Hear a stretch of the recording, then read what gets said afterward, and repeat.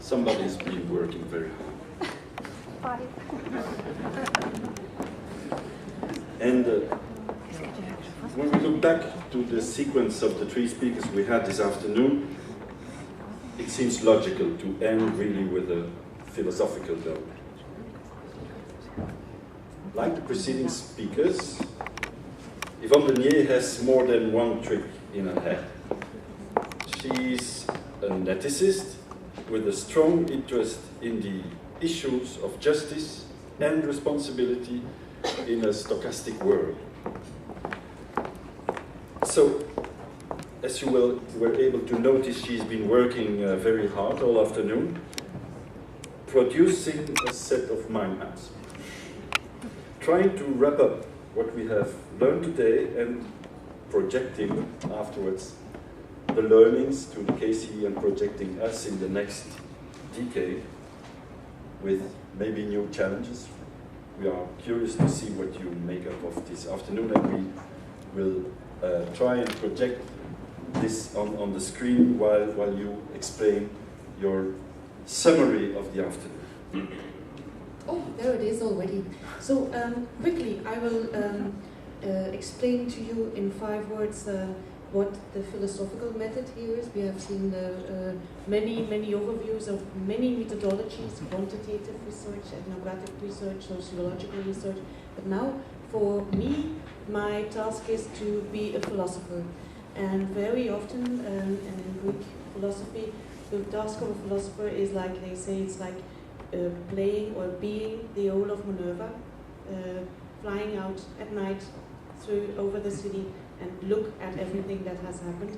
That has been my task, and now I will try to wrap up the essence of first of the 3 speakers before us, and then I will try, based on what they have been telling us, the future challenges for KCE. First of all, the first lecture, Patrick Castel. If you don't mind, I will do it from here because this is better readable for me.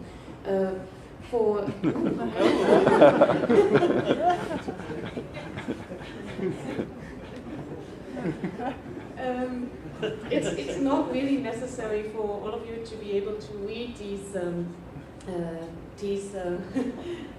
my way of writing, but I think the most important thing that we need to bear in mind from the first speaker is that there is, first of all, the line of quantification of a very messy world. Like you said, we live in a world of standards, but it is not really standardized world.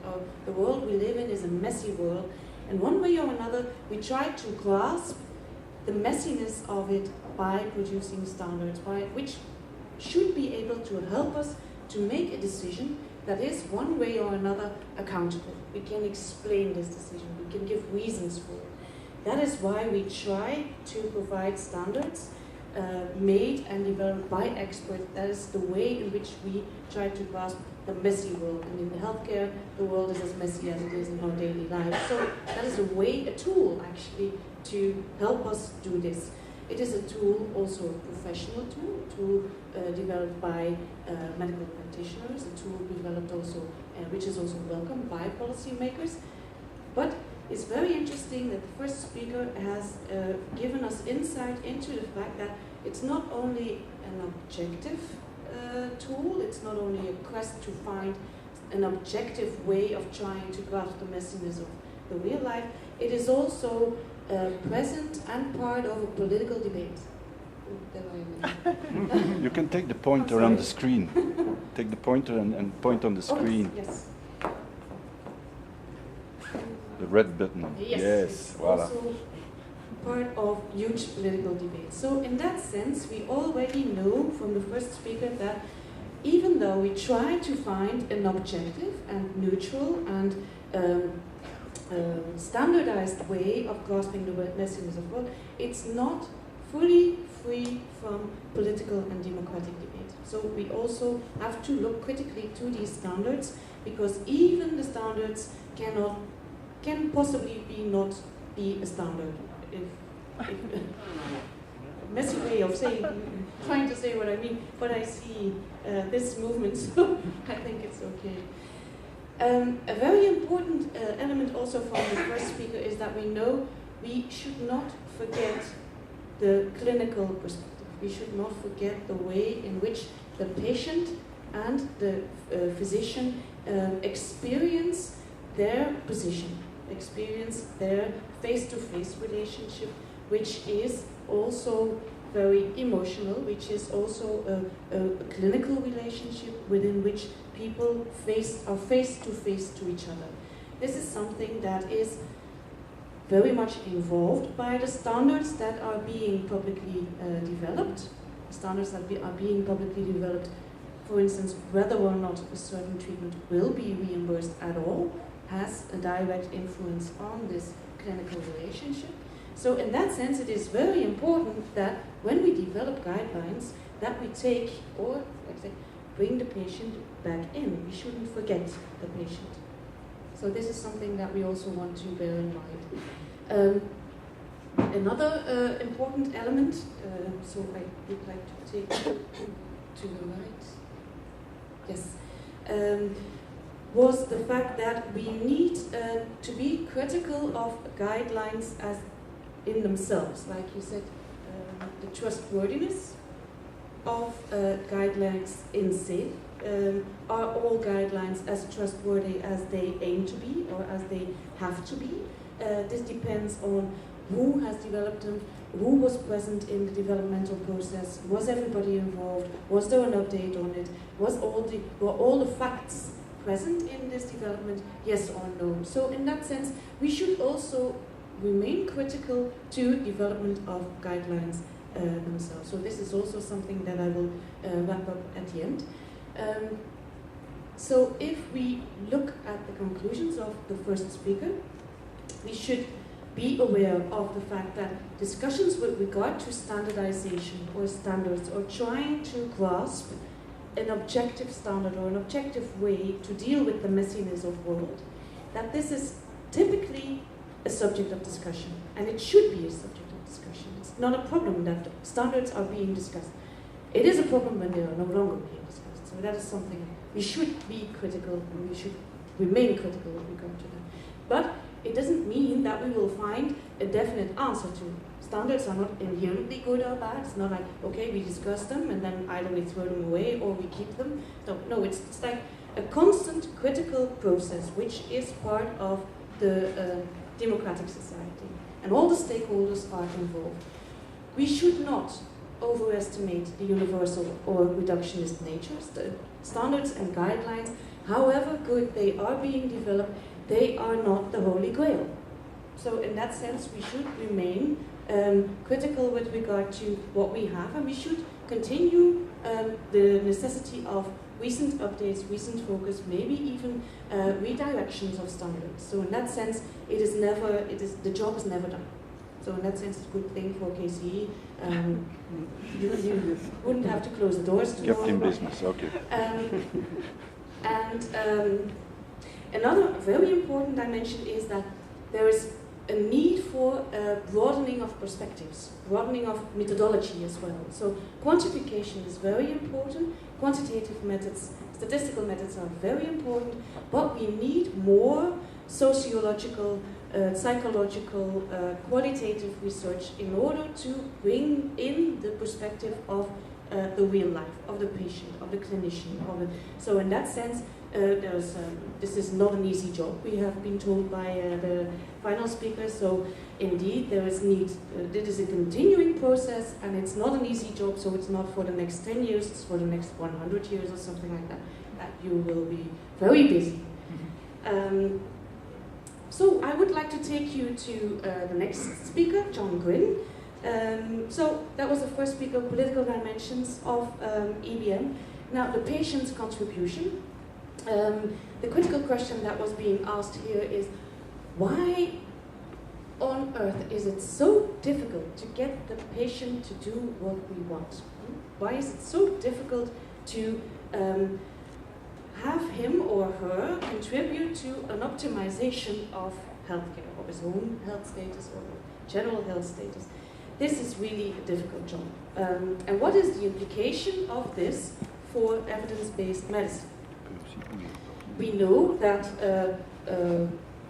from the lecture of John Gwynn, that the experiences that he illustrated on this specific treatment of IBS, it's something of bowel syndrome, yes, irritable bowel syndrome, that the development of guidelines in this regard has been very difficult as well. So it's not only the fact that patients are not directly following our guidelines, but it's also a way in which a development of guidelines and the decision whether or not to reimburse this particular treatment has also been very messy. So again, we meet the messy world in our trying to develop a guideline in order to decide what should be done. So in this regard, we have been seeing what kind of criteria do we use in this regard? Do we use effectiveness? Do we use efficacy? What do we do with the huge diversity in outcomes of patients? Should we apply a principle of justice for all in the sense that we should reimburse all treatments for everyone on an equal base, though there's a huge diversity of patient reaction? What do we learn from this second speaker? The second speaker has been informing us of the fact that, one, in a clinical situation, general practitioners should take the perspective of the patient into account, and we have learned that patient satisfaction is very dependent on whether or not a particular treatment is being prescribed at all. It might even be placebo, but that's very important. So that's the kind of stress that clinicians have.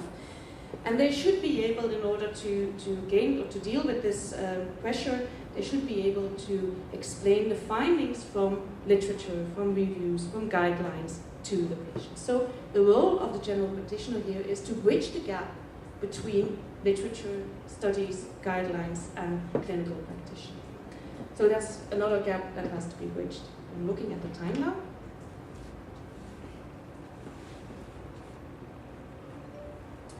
Now, the third speaker, Tanja Kroons, she has informed us of the fact that traditional ethics doesn't work when it comes to HTA assessment. Traditional ethics really based on the gap, again a gap, between the is and the ought discussion. It's a very, very old discussion in philosophy. We also always get very tired of it because philosophers never seem to solve this discussion.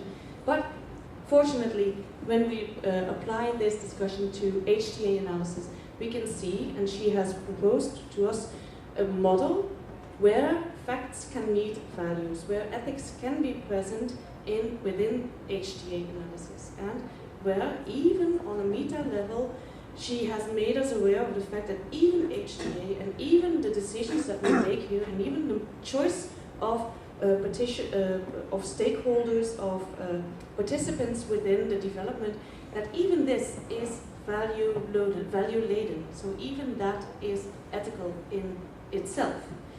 But then how can we integrate ethics within HTA?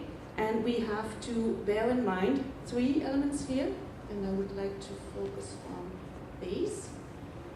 It is when we can root bioethics in empirical research. And I'm very happy to inform you of the fact that even in ethics and in bioethics, the recent dominant strategy there has been an empirical turn. A lot of ethical work since the final 6 or 7 years is based on empirical research, mainly qualitative research based on interviews. So in that sense, we see that even bioethics has left the focus on theories and principles and very, very abstract values to empirical-based research, which is very, very promising. So in that sense, the guideline development of KCE can make use of this change in methodology, even in ethics.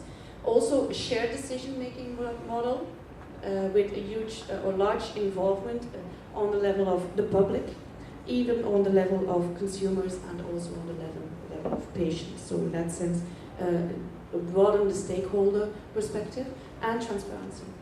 So that was important. So that was a way in which HTA could integrate ethics within its own process and content. But it is not easy. It is broadening the process, the principle, the methodology is not easy. So in that sense, I would like to take you to my own reflections. So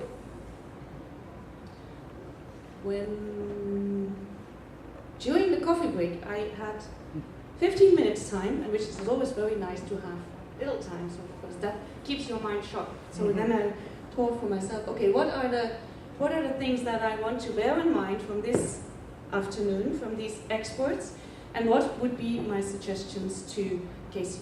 First of all, I would like to take you to this quote.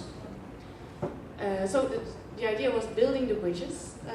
I have been reflecting on it, and I've seen many gaps. Right? There are gaps between theory and praxis. There are gaps between the macro level and the micro level. There are gaps between different professional authorities. There are gaps between facts and values. So there are many gaps and many bridges to build. So how can we go on the right track here? And the question was, as Ralph Mertens has said in the beginning, where to with our EBM guidelines? What do we do with them? Why, or the critical question was, why don't they listen? Why don't they apply them? Are we merely, should KCE now, for the next 10 years, change its baseline in KCE, and I'll quote Ralph Mertens, an expensive waste of time and money, instead of Belgian Healthcare Knowledge Center? Should that be the case? No, it should not be the case. When, I think, we learn 4 lessons out of the experts today. The most important lesson is indeed that of the messy world. And the fact that EBM, and when a philosopher looks at it, we have 2 worldviews. One is a worldview of the modern world which is a believe in science, believe in objectivity, believe in the way in which that medical progress can solve our healthcare problems. That is an optimistic belief. And we also have the worldview of ancient Greece. Life is a tragedy, and life is messy. And it can, even though we want to control within our contemporary risk society everything that can be controlled, tragedy or messy things can happen to us at any moment of our life. So in that sense, it is something that should be borne in mind, that even the EBM guidelines, however good they are being developed and in a good process, we should take this into account. How can we do this? In several ways.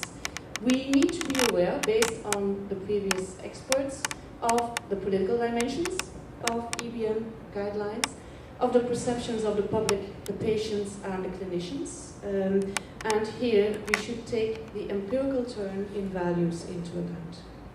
We have to listen to their perceptions, to their values, we have to take them into account. And we also should take into account the present and the hidden values in HT. Like the previous speaker has said, we have qualities, yes, we all know them, but we also have something like autonomy, and we also have something like justice. And it is present in HT, but it's hidden. So maybe it is time to ask the question, how is autonomy, patient autonomy, clinician autonomy present in HT? So what should we do then? Like here, we should broaden the perspective, should broaden our methodology as well, involve many stakeholders, and take time for dissemination of the guidelines. And this brings me to three suggestions on 3 levels. The first is the mission of KCE. The mission of KCE is the fact that it is intended to be an independent knowledge center. An independent knowledge center in the sense that it wants to be an expert center between a church and a shopping mall. Between the churches that are where you might be preaching in an empty church, so your guidelines will not land and they do not listen. But you do not want to be a shopping mall either, where you are a center that is, like I said, becoming the people's DJ. You do whatever they want to, or you advise whatever the people want to hear. So it is something between that. Now, how can you do that? What would be the method? Then the method, what we have learned from the previous speakers, is that one should develop a circle of combination of top-down and bottom-up. So not a fully bottom-up approach, but also a top-down. So it's a top-down circle, and you can do that by broadening your research methodology. Like we said, you have quantitative methods, but you also have other methods that you can use. And the sense is actually, when we look, or the process that we look at is this, the following one. We all know the Greek agora, the public space where people debate principles and the good life, etc. And what should be done, and what should be a legitimate way of all our taxes that we have to pay, or social contributions. That's the agora. And also the people's emotions that are there, what should be right.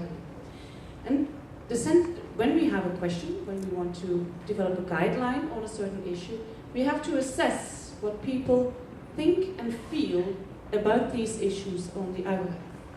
And then we can reflect on it. We have many experts, we have many people that we involve in this reflection process.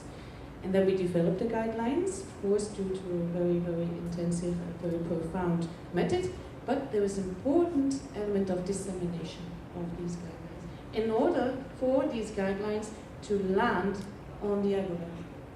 So that's the gap that has to be bridged. Another goal, in order for this baseline to be thrown in the waste bin, is that there should also be a very interesting variety in what you could call short-term perspective, guidelines that are being directed at short-term perspective. These are the pressing, urgent things that are difficult or that have to be solved at the moment. So now we have this problem, now we have to solve this. And that's actually what you could call, in ethics we make a distinction between slow ethics and fast ethics. Some ethical issues, most particularly in clinical ethics, have to be solved now or within 24 hours. But there is also slow ethics, and this is actually what guidelines is all about. So in that sense, it would also be interesting to see in the variety of guidelines that are being developed, is there actually a good balance between a long-term focus and a short-term focus. A long-term focus would be, for instance, what is just healthcare? What do people tend to think and feel about it? What is that? What are the social values and the social preferences in this regard?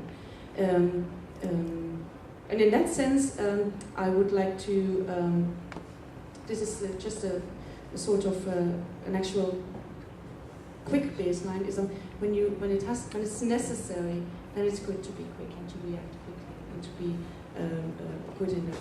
But it is also very important to combine it with long-term perspective and to do it on a reflective way when appropriate.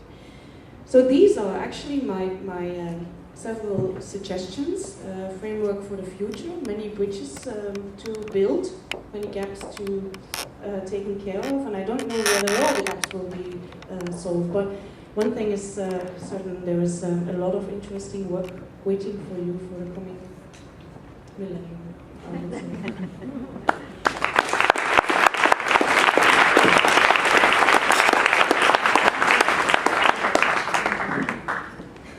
Thank you very much to Yvonne for this remarkable performance. To wrap up such a rich afternoon in such a condensed format. Thank you for the other speakers which have contributed to have their light on the different perspectives of this difficult problem. Thank you for you as a public who were very numerous and very attentive, and thank you especially also for the colleagues who have made this afternoon possible, and I will cite a couple of names. Hilde, Gudrun, Patrice, thank you very much, and the many others who are behind and before the tables. And we have a wonderful team at KCE, and we hope to go on for decades, if not centuries. Thank you very much.